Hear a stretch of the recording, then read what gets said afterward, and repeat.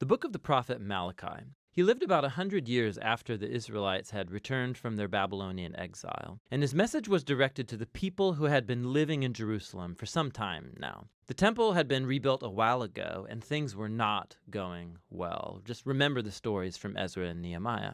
Now, when the Israelites first returned from exile, their hopes were high. They would return and rebuild their lives and the temple. All of the great promises of the prophets would come true. The Messiah would come and set up God's kingdom over a unified Israel and over the nations and bring justice and peace for all.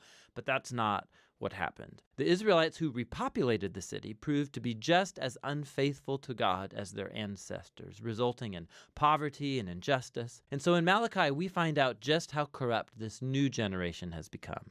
The book's designed as a series of disputes, and most sections begin with God saying something, making a claim or an accusation, and then Israel will disagree or question God's statement. And then God will respond and offer the last word. This happens 6 times. In the first 3 disputes, God exposes Israel's corruption, and in the final 3 disputes, he confronts their corruption. And the overall impression you get from these arguments and disputes is that the exile fundamentally didn't change anything in the people.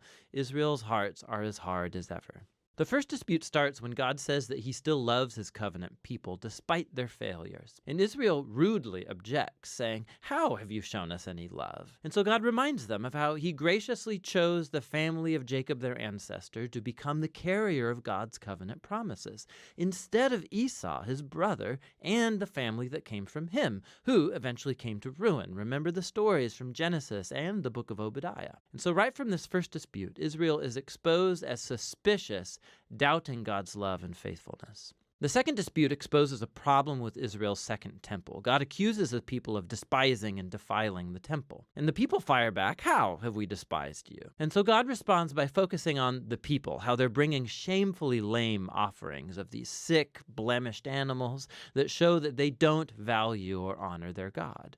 But it's not just the people, it's the priests too who run the temple. They not only tolerate but participate in these corrupt forms of worship. From top to bottom, God's people have proven faithless. In the third dispute, God accuses the Israelite men of treachery against him and their wives, which of course they deny. And God exposes the toxic combination of idolatry and divorce taking place. You have Israelite men marrying non-Israelite women and then adopting the worship of their wives' ancestral gods into their homes. Remember the story from Nehemiah chapter 13. And so Malachi connects this to a wave of men divorcing their wives for no good reason. And the people are all fine with this. And Malachi says, no, it's a betrayal of your covenant with God. And so Malachi transitions into the second set of disputes that confront Israel's rebellion. So the fourth dispute begins with the Israelites accusing God of neglect, saying, "Where is the God of justice?" They see injustice and corruption abounding, and God seems to do nothing. So God responds by saying that he'll send a messenger who will prepare the people for God's personal return in the day of the Lord. He will come like fire to purify his people and to remove idolatry and sexual immorality and injustice so that only the faithful remnant is left to become his people. In the fifth dispute, God calls the people to turn back to him, to which the people say, "How can we turn back?" And so God confronts their selfishness. He shows how they've stopped offering a tithe of their income to the temple. Now, that word tithe just means 1/10. It's the amount of their income and produce that the Israelites were to annually donate to support the temple and its priests. The practice is laid out in different parts of the Torah. Now, we know from Malachi and from the book of Nehemiah that the people were neglecting this responsibility. And so the temple was falling into disrepair. And so God confronts them. He says he wants to bless them with abundance, but only if they're going to be faithful. In the final dispute, the people accuse God and say that it's pointless to serve him. They observe wicked, prideful people succeeding in life, and God does nothing.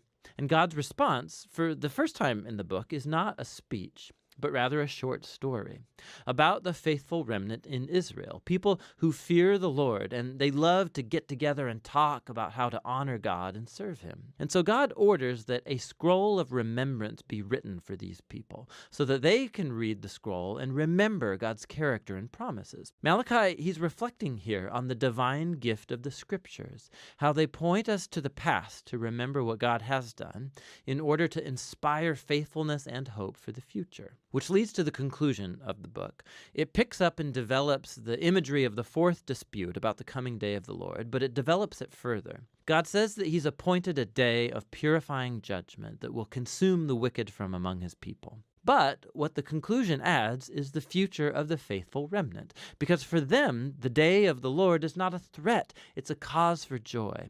It'll be like the rays of the rising sun that bring healing and life and hope for the future. And so Malachi's disputes come to a close, but there's still a bit more to this book. The final 3 verses, they're not part of the disputes, and actually they function like a concluding appendix, bringing closure not just to Malachi, but to the whole collection of the Torah and the prophets. So first, the reader is called to remember the law, or the Torah, of my servant Moses. This recalls the story and the laws of the covenant that you find in the first 5 books of the Bible. But then we hear this summary of the books of the prophets. I will send the prophet Elijah before the day of the Lord, who will restore the hearts of God's people. So this conclusion, it summarizes the Torah and the prophets as a unified story that points to the future. Israel was redeemed by God, and then they betrayed him through their rebellion and hard hearts, breaking the laws of the Torah. But the scriptures anticipate a future day when God's going to send a new prophet, a Moses, a new Elijah, who will restore God's people and heal their hard hearts. Remember all of the promises from Deuteronomy and Jeremiah and Ezekiel. And so this concluding appendix presents the scriptures as a divine gift to read and to ponder and to pray over. They tell the truth about the human condition, about our selfishness and our sin.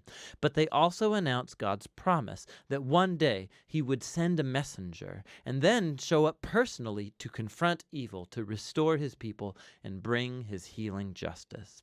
And it's that future hope that Malachi and the Torah and all of the prophets are about.